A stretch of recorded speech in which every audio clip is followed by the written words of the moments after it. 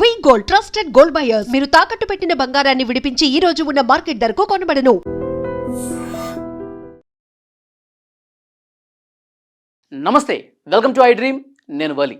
ప్రస్తుతం సోషల్ మీడియాలో ప్రభంజనం సృష్టిస్తోంది, సంచలనం సృష్టిస్తోంది కాక్రోచ్ జనతా పార్టీ. దేశవ్యాప్తంగా ప్రస్తుతం ఈ పార్టీ గురించి పెద్ద ఎత్తున చర్చ నడుస్తూ ఉంది. ఈ పార్టీ పెట్టినటువంటి వ్యక్తి అభిజిత్ దీప్కే ఇతని పేరు. ఈ పార్టీ పెట్టినటువంటి రోజుల వ్యవధిలోనే 5-6 రోజుల్లోనే ప్రధాన పార్టీల ఏదైతే ఫాలోవర్స్ ఉంటారో సోషల్ మీడియాలో, ముఖ్యంగా ఇన్స్టాగ్రామ్లో, ఆ ఫాలోవర్లను దాటేసి రికార్డులు సృష్టిస్తోంది. ఎవరు అభిజిత్ దీప్కే, ఎవరు ఈ కాక్రోచ్ జనతా పార్టీ పెట్టింది అంటే దేశంలో ఉన్నటువంటి యూత్ నుంచి అనూహ్యమైనటువంటి స్పందన వస్తోంది. అసలు ఏం జరుగుతోంది, యువత ఎందుకు ఇంత అట్రాక్ట్ అవుతోంది అని సెర్చ్ చేయడం మొదలుపెట్టారు. ఈ అభిజిత్ దీప్కే అనే వ్యక్తి 2020వ సంవత్సరంలో Aam Aadmi party social media విభాగంలో పనిచేశాడండి. 2020లోనే ఆమ్ ఆద్మీ పార్టీకి సంబంధించిన సోషల్ మీడియా వింగ్లో ఇతను వర్క్ చేశాడు.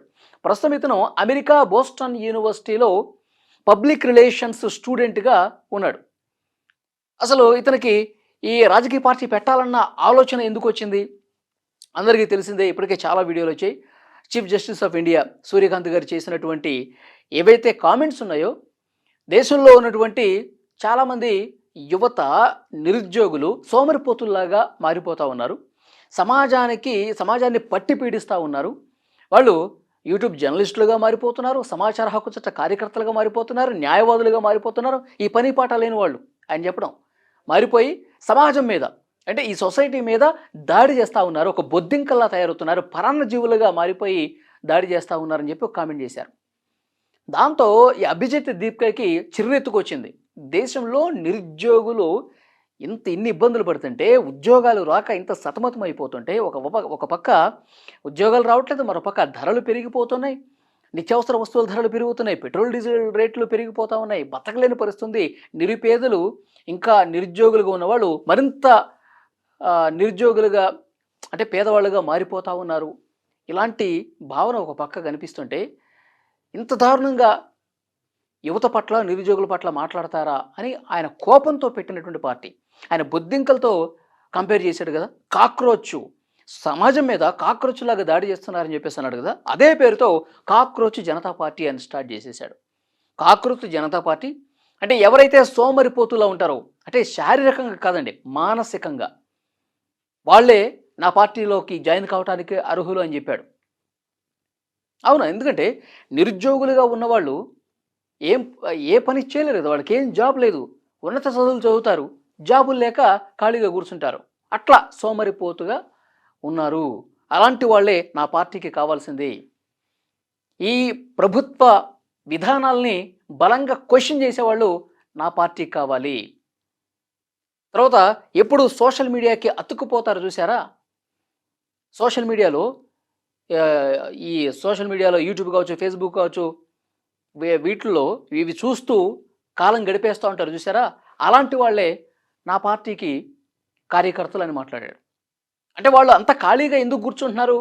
ప్రభుత్వ విధానాల వల్ల ఉద్యోగాలు రాక ఇంటికే పరిమితం అయిపోయి సోమరిపోతుల్లాగా తయారవుతున్నారు. ఇది ప్రభుత్వ నిర్లక్ష్యం అని చాలా వ్యంగ్యంగా కౌంటర్గా ఆయన మాట్లాడినటువంటి పరిస్థితి ఉంది.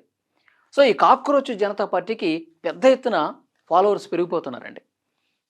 అంటే 3 రోజుల్లోనే భారతీయ జనతా పార్టీకి సంబంధించినటువంటి ఫాలోవర్స్ని మించిపోయారు, కాంగ్రెస్ పార్టీకి సంబంధించినటువంటి ఫాలోవర్స్ని మించిపోయారు. ఇప్పుడు దాదాపు కాంగ్రెస్ పార్టీకి 13.8 మిలియన్ల మంది ఫాలోవర్స్ ఉన్నారు ఇన్స్టాగ్రామ్లో. భారతీయ జనతా పార్టీకి 8.8 మిలియన్ల మంది ఫాలోవర్స్ ఉన్నారు ఇన్స్టాగ్రామ్లో. ఆ 2 పార్టీలను కూడా దాటేసి కాక్రోచ్ జనతా పార్టీ ఫాలోవర్లు 20 మిలియన్లు అండి. శుక్రవారం ఉదయానికి 20 మిలియన్ల చేరువలోకి ఫాలోవర్స్ వచ్చారు. పార్టీ పెట్టిన వెంటనే అనూహ్యమైనటువంటి స్పందన. అంటే దేశంలో యువత ఎంత కసిగా ఉన్నారు, యువత ఎంత అసంతృప్తితో ఉన్నారు.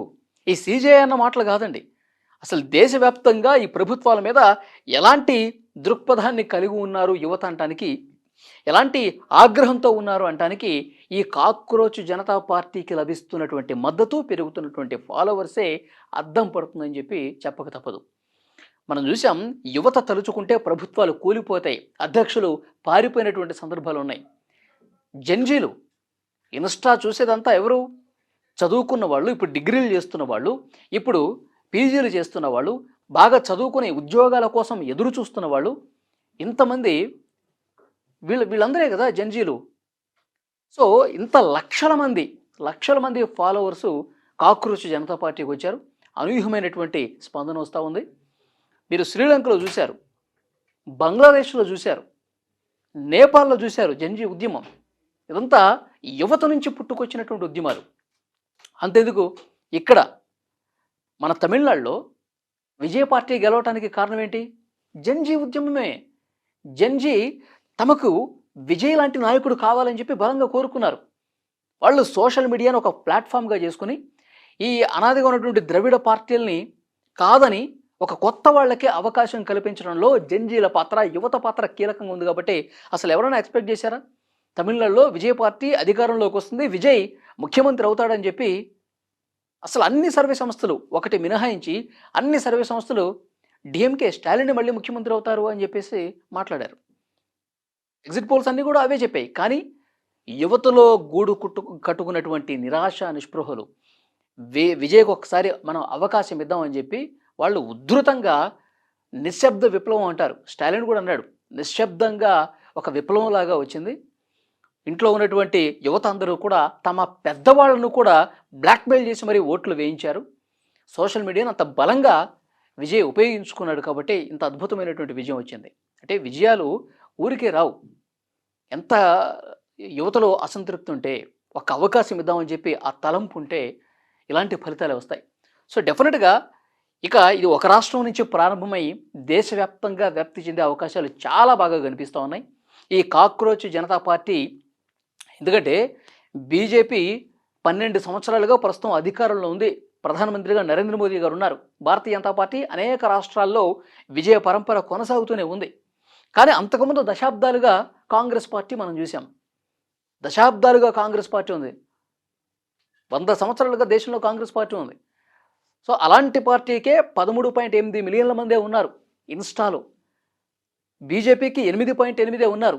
కానీ కాక్రోచ్ జనతా పార్టీ యువత ఒక ఉద్యమంలా ఉప్పెన్లా దూసుకొచ్చినటువంటి ఈ కాక్రోచ్ జనతా పార్టీకి కేవలం 5 రోజుల్లో 20 మిలియన్ల మంది ఫాలోవర్స్ వచ్చారు. అంటే దేశంలో పరిస్థితి ఏంటో ఒకసారి అర్థం చేసుకోవచ్చు. అంటే ఇది ఒక శాంపిల్ మాత్రమే.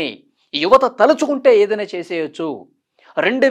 నేను మళ్ళీ చెప్తున్నాను చూడండి, 2029 సంవత్సరంలో భారతదేశంలో జరిగినటువంటి ఎన్నికల్లో ఈ కాక్రోచ్ జనతా పార్టీ గనక ఒక పొలిటికల్ పార్టీగా రూపొందించుకొని, విధి విధానాలు రూపొందించుకొని, దేశంలో మార్పు కావాలి, ప్రతి ఒక్క యువకుడు, ప్రతి ఒక్క యువతి కలిసికట్టుగా ముందుకు రండి అని చెప్పి ఒక సిద్ధాంతపరంగా, ఒక విధానపరంగా, ఒక సీరియస్నెస్తో కూడినటువంటి ఒక పొలిటికల్ పార్టీలుగా రూపాంతరం చెంది రోడ్ల మీదకు వస్తే మాత్రం భారతదేశంలో మరొక విప్లవమైనటువంటి మార్పు అతి త్వరలోనే ఉండిపోతుంది. చాలా దేశాల్లో కనిపించింది. భారతదేశంలో కూడా రావటానికి ఎంతో సమయం లేదు.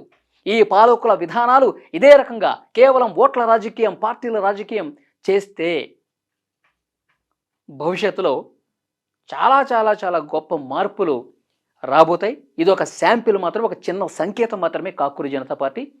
భవిష్యత్తులో ఒక భారీ మార్పుకు నిదర్శనంగా కనిపిస్తోంది. ఈ వీడియో మీద తప్పకుండా మీ అభిప్రాయం కామెంట్ చేయండి.